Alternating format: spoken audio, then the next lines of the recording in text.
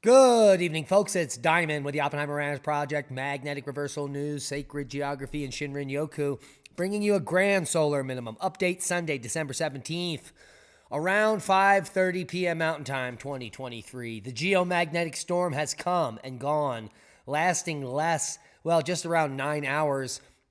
College Station did get to KP8, but overall, a lackluster event. Keep calm. It's boom time.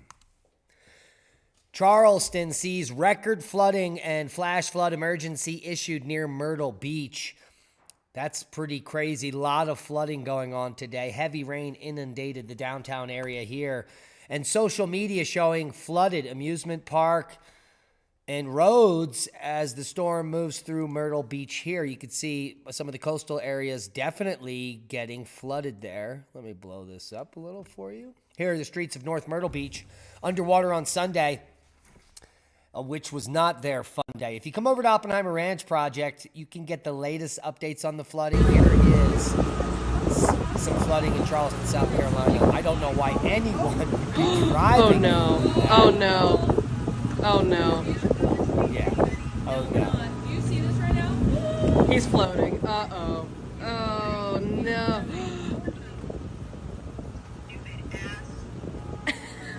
Yeah. He's stuck. Not a lot of smart people. There was a tornado watch from Myrtle Beach all the way to Kill Devil Hills today through 8 p.m. That's still going on. So heed the warnings there if you're on the coast. And take a look. More dum-dums driving through water way too deep to be driving through. Who gave these people their license? That's what I want to know. Heavy rain, potential flooding for the forecast for the East Coast this weekend. As the storm makes its way up the coast as a classic nor'easter, millions along the East Coast are now under flood and wind threats through Monday. The strengthening storm is battering Florida with heavy rains as it heads up the East Coast. North Carolina, the Delmarva, Philly, and New York and New Jersey are next as it makes its way up into New England. And in fact, we do have a strong East Coast storm this weekend. A strong storm system will track up the eastern seaboard the remainder of the weekend with heavy rain, strong winds, coastal impacts, and a few thunderstorms expected. Look at all these heavy surf watches there and storm warnings. So all the green areas, flood warnings. Colder temperatures coupled with windy conditions may bring lake effect snow to some regions, especially around Lake Michigan and downwind of the Great Lakes into the Adirondacks early in the week. A storm on the Pacific coast will slowly approach the west in the next week and bring more snow. Look at that. Look at the snow models. They're changing in and out every day. It looks like here is your Christmas Day snow forecast. So people up in the Dakotas and Minnesota may be in for a white Christmas. And as we head into the new year, it's looking like a lot of snow for many people. Here, let's walk it through Sunday. Monday, going to have that system moving down the back end of the nor'easter, producing that snow in the northeast and in the Great Lakes. That will happen Monday and Tuesday. And Wednesday, the system begins to move into the west with heavy snow in the Sierras. That is new Christmas Eve here and Christmas Day. Hey. So that is the forecast and the latest run of the GFS model. And that moves us over to Australia, where a flood disaster is unfolding in Queensland's far north as torrential rain causes rivers to burst their banks. Hundreds of millimeters of rain have fallen, with the Cairns mayor describing the event as unprecedented. As cyclone aftermath brings the wettest day on record. It could get worse, and more rain is expected over the next 24 hours. All this unprecedented flooding thanks to Hunga Tonga eruption, which put up to 14% more moisture into the atmosphere. A magnitude 4.7, 23 miles northwest of, how do you say that? Iliamna volcano. This is in Alaska, where there has been a slight uptick in seismicity up there in this region. Nothing significant, but it might be associated with that volcanic activity. Worldwide, very low level activity and some interesting satellite photos coming out from the La Palma eruption. You can see before and after shots here, And here is the fissure eruption at La Palma and the lava flow that devastated the town.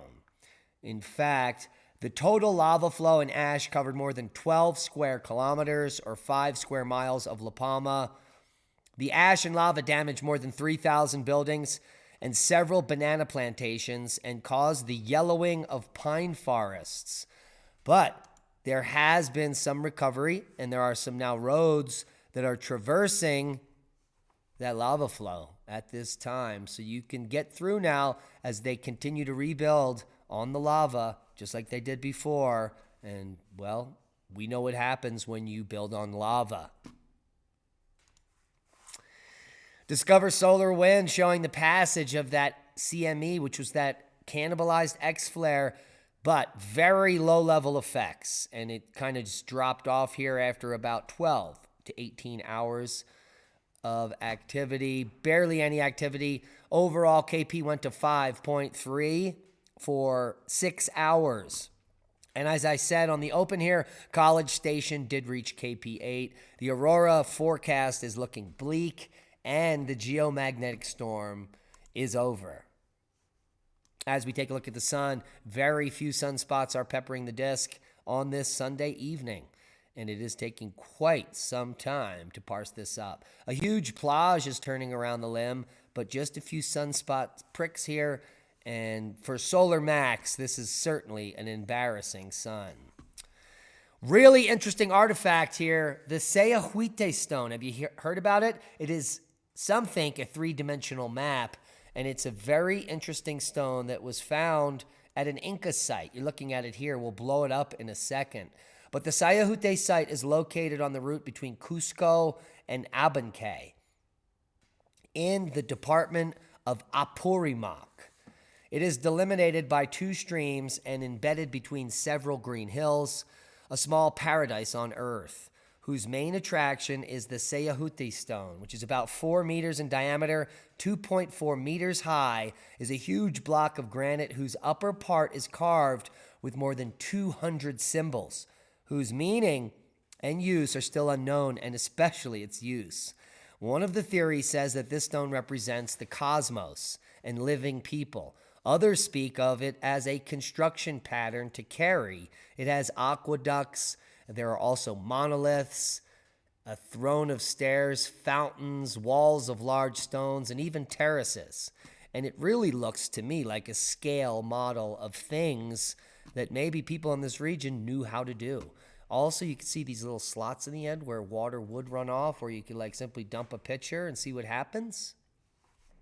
So it may be that, but there's other motifs, and it's just creepy in general. Please leave a link below if you have any information pertaining to this megalith, which is probably left over from a very ancient culture that we know nothing about. And that's a boom to knowledge. Please share this video as we are a shadow band. We need your help to grow. Become a Patreon. Support the work we do and watch all of our podcasts in one place, commercial free. Most importantly, happy holidays and be safe. We love you. And that's a boom to knowledge.